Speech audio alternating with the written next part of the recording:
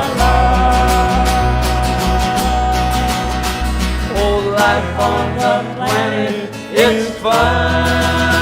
Oh, yeah.